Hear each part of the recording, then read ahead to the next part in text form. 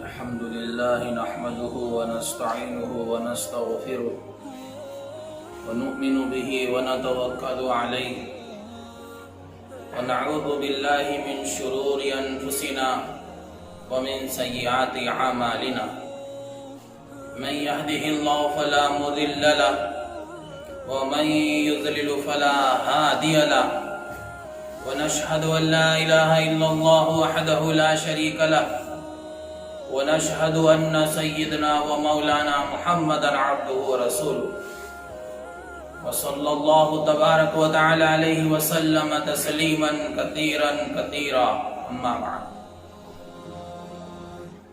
میرے بھائیو دوستو بزرگو، اللہ جل جلالہ و عم نوالہ کا احسان ہے جس پاک پروردگار نے ہم سب کو انسان بنایا اور ایمان کی دولت عطا فرمائی اور حضرت محمد صلی اللہ علیہ وسلم کا امتی بنایا اور دعوت جیسا عظیم الشان کام عطا فرمایا، قرآن پاک جیسی مبارک کتاب عطا فرمائی، رمضان جیسا مبارک مہینہ عطا فرمایا، شب قدر لیلۃ القدر جیسی راتیں عطا فرمائی، بے شمار نعمتیں اللہ نے ہمیں عطا فرمائی۔ اللہ ہمیں اس کی قدردانی نصیب فرمائے۔ سب سے بڑی نعمت، سب سے بڑا خزانہ، سب سے بڑی دولت ایمان کی دولت ہے۔ اللہ جل شانہ نے جتنے وعدے فرمائے ہیں ایمان کی بنیاد پر اور دین کی بنیاد پر فرمائے، ایمان اعمال کی بنیاد پر کامیابی کے وعدے ہیں۔ عزت کا وعدہ ایمان کی بنیاد پر ہے، راحت، برکتیں، ہمیشہ ہمیشہ کی کامیابی۔ دنیا کے اندر خلافت کا وعدہ ایمان کی بنیاد پر ہے، بادشاہت کا وعدہ تم ہی خلیفہ رہو گے اگر تم کامل مومن رہے، تو ایمان کتنی بڑی نعمت ہے۔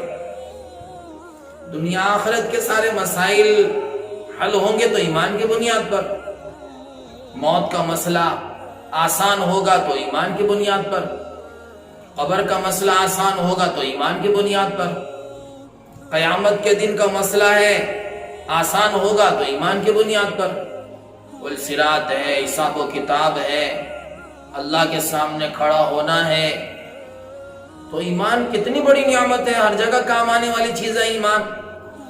تو آدمی کو سب سے زیادہ اپنے ایمان پر محنت کرنی چاہیے، سب سے زیادہ اپنے ایمان کی فکر کرنی چاہیے، ایمان پر خاتمہ ہو جائے۔ سب سے بڑی نعمت خاتمہ بالخیر، کہ اللہ تعالی ہمیں ایمان پر خاتمہ نصیب فرمائے۔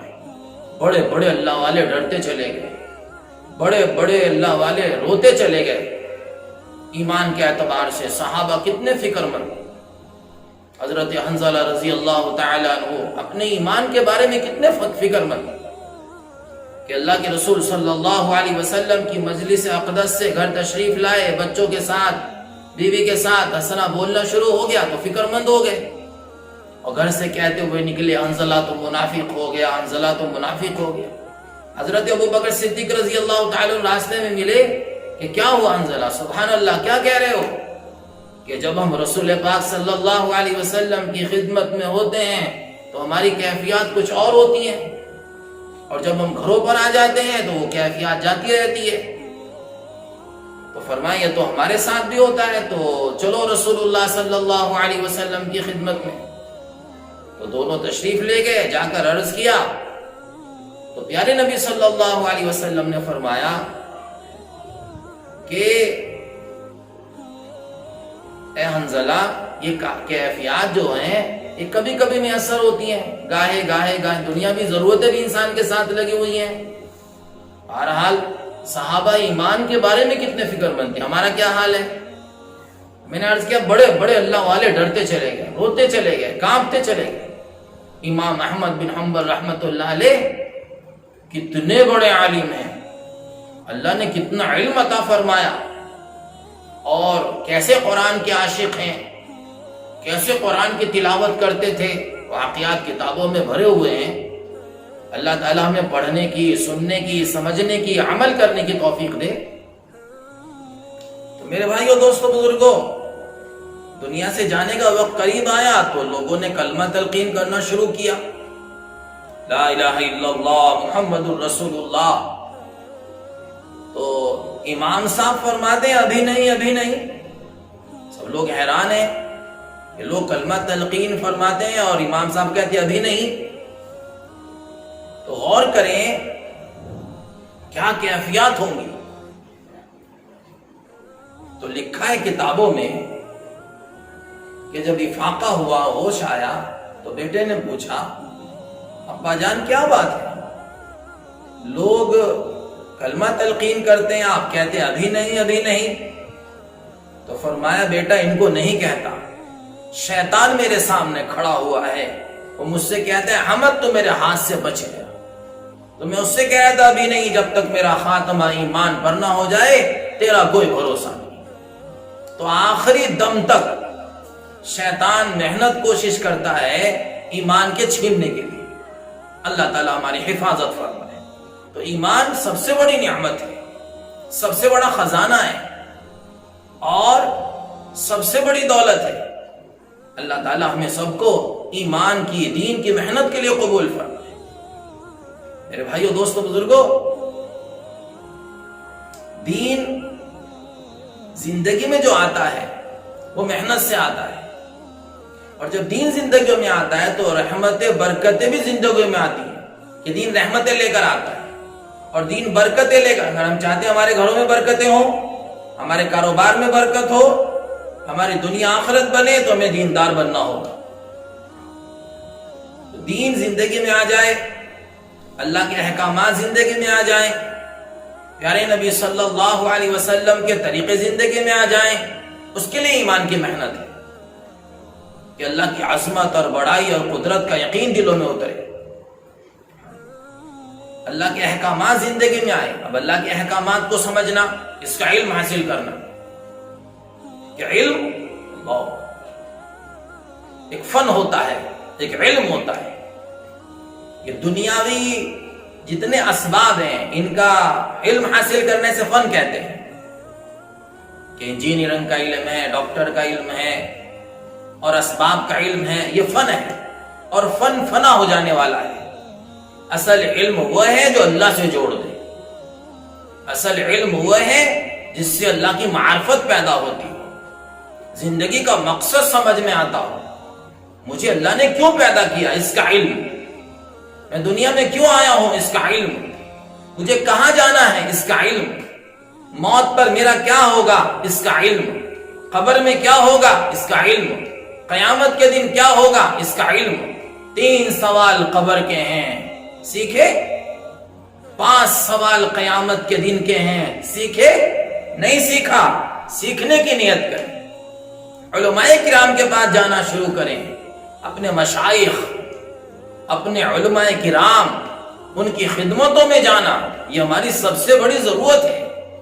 ہاں، ورنہ سازشیں ہیں کہ عوام کو علماء سے توڑ دو۔ جب عوام علماء سے کٹے گی تو پھر عوام کہاں جائے گی، کہ پھر یہ جہالت کے گڑھوں میں اتر جائے گی۔ اسی لیے ہم سب نیت کریں کہ ہمیں اپنے علماء سے تعلق جوڑنا ہے، اپنے علماء کی خدمتوں میں جانا ہے، اللہ والوں کی خدمتوں میں جانا ہے۔ جی ہاں، فرمایا رسول اللہ صلی اللہ علیہ وسلم نے، اس کا مفہوم ہے، فرمایا کہ جب ہم عطر والے کے پاس بیٹھیں گے، عطر والے کے پاس جاؤ گے تو خوشبو لے کر اٹھو گے، اور اگر بھٹی والوں کے پاس جاؤ گے اور بھٹی والے کے پاس کوئی بیٹھے گا تو اگر دامن پہ پتنگے نہ بھی گرے تو دھواں تو کہیں گیا نہیں جو آدمی کے دل دماغ میں اترے۔ تو یہی برے اور اچھے دوست کی مثال ہے۔ علماء کرام کے پاس بیٹھیں گے، اللہ والوں کے پاس بیٹھیں گے، دینداروں کے پاس بیٹھیں گے تو یقیناً غیر محسوس طریقے سے ہمارے اوپر اس کے اثرات پڑیں گے، اور ہماری زندگی اللہ کے دین پر آئے گی، اگر غلط لوگوں کے ساتھ برے، اس لیے آدمی کو چاہیے وہ اپنی نشست و برخاست پر غور کرے، کس کے ساتھ اٹھ رہا ہوں، کس کے ساتھ بیٹھ رہا ہوں۔ جوا کھیلنے والا، شراب پینے والا، اللہ کا نافرمان، اگر ان کے پاس اٹھنا بیٹھنا ہے تو یقیناً ان کے اثرات ہمارے اوپر پیدا ہوں گے۔ اللہ والوں کے ساتھ بیٹھیں گے تو اللہ والوں کے اثرات ہماری زندگی میں آئیں گے۔ اس لیے ہم اپنی سوسائٹی اور اپنا ماحول اس پر خاص دھیان کریں کہ ہم ایسی جگہ نہ بیٹھیں جس سے ہمارے اوپر تہمت لگے، ایسی جگہ نہ بیٹھیں جہاں سے ہمیں اچھی بات نہ ملے۔ میں عرض کرتا ہوں، دوست کون ہے جو آخرت کی فکر دلائے؟ دوست کون ہے جو جنت کی طرف لے جائے؟ دوست کون ہے جو جہنم سے بچانے کی فکر کرے؟ دوست کون ہے جو اللہ کے گھر کی طرف، نماز کی طرف، قرآن کی طرف متوجہ کرے؟ جو ہماری خیر خواہ وہ ہیں جو ہمیں جہنم سے بچانا چاہتے ہیں، جنت میں لے جانا چاہتے ہیں، وہ ہمارے دوست ہیں، وہ ہمارے ہمدرد ہیں، وہ ہمارے خیر خواہ ہیں، وہی اصل ہیں۔ اس لیے آدمی کو چاہیے کہ وہ اپنے دوستوں پر نگاہ کرے، گہری نگاہ، کہ میرے دوست ہیں یا دشمن ہیں؟ دشمن کون ہے؟ جو اللہ سے دور کر دے وہ دشمن ہے، جو نماز سے دور کر دے، جو دین سے دور کر دے، جو بے حیائی کے نظاروں کی طرف لے جائے وہ ہمارے دشمن ہیں، جو برائی کی طرف لے جائے وہ ہمارے دشمن ہیں، جو جہنم کی طرف لے جائے وہ ہمارے دشمن ہیں۔ دوست اور دشمن کا امتیاز، اس میں تمیز کریں کہ میرا دوست کون ہے، میرا دشمن کون ہے۔ تو علم بہت بڑی دولت ہے، اس لیے فرمایا جو علم سیکھنے کے لیے نکلتا ہے فرشتے اس کے پیروں کے نیچے پر بچھا دیتے ہیں۔ کتنی بڑی عزت کی بات ہے، جی ہاں۔ اور جنگل کے درندے پرندے، حتیٰ کہ سمندر کی مچھلیاں اس کے لیے دعائیں مغفرت کرتی ہیں۔ اب غور کریں، کتنی بڑی دولت ہے علم، جس کی برکت سے سیکھنے والے کے لیے 70,000 فرشتے دعائیں مغفرت کرتے ہیں۔ روایات میں آتا ہے کہ عالم کی عابد پر ایسی فضیلت ہے جیسے چاند کے ستاروں پر۔ چاند ایک نمایاں چیز ہے اور ستارے جھلملاتے رہتے ہیں، تو اللہ تعالیٰ نے جس علم کی دولت دے دی، ہمارے علماء کرام ایسے ہیں جیسے چاند، ان کی خدمتوں میں جانا شروع کریں، اللہ والوں کی خدمتوں میں جانا شروع کریں۔ صحابہ علم سیکھنے کے لیے کتنی محنت کر گئے۔ حضرت ابو ہریرہ رضی اللہ تعالیٰ عنہ بھوکے پڑے رہا کرتے تھے، کائیں کے لیے؟ علم سیکھنے کے لیے، کہ پیارے نبی صلی اللہ علیہ وسلم کوئی بات ارشاد فرمائیں اور میں اسے یاد کروں۔ بھوکے پڑے رہا کرتے تھے۔ حضرت ابو ہریرہ رضی اللہ تعالیٰ عنہ ایک موقع ہے، بھوک سے بے تاب ہیں، اس جگہ بیٹھ گئے جہاں سے صحابہ اللہ کے رسول تشریف لایا کرتے تھے۔ حضرت ابو بکر صدیق رضی اللہ تعالیٰ عنہ تشریف لائے، حضرت عمر رضی اللہ تعالیٰ عنہ تشریف لائے۔ مسئلہ دریافت کیا، ذہن میں یہ بات تھی کہ مجھے شاید گھر لے جائیں، کچھ کھانے کو بھی مل جائے۔ وہ مسئلہ بتا کر تشریف لے گئے، اور ادھر سے رسول اللہ صلی اللہ علیہ وسلم تشریف لائے۔ دیکھا ابو ہریرہ رضی اللہ تعالیٰ عنہ کے چہرے پر، انہوں نے مسئلہ پوچھا تو پیارے نبی نے فرمایا میں جانتا ہوں تیرا مسئلہ، چل میرے ساتھ۔ آقا چہرہ دیکھ کر سمجھ گئے کہ کیا حال ہے ابو ہریرہ رضی اللہ تعالیٰ عنہ کے۔ گھر تشریف لے گئے، گھر میں معلومات کی گھر میں کچھ ہے کہ جی ایک پیالہ دودھ ہے، ہدیے میں آیا ہے۔ تو جو چیز ہدیے میں آتی تھی اللہ کے نبی خود بھی نوش فرمایا کرتے تھے، صحابہ کو بھی دیتے تھے۔ اب دین اور ایمان جب آدمی بنانے کے لیے نکلتا ہے اور اس کی محنتیں کرتا ہے اور علماء کرام کی خدمتوں میں شرکت کرتا ہے اور ان کی خدمتوں میں جاتے ہیں اللہ والوں کی، تو امتحانات بھی ہوتے ہیں، آزمائشیں بھی ہوتی ہیں۔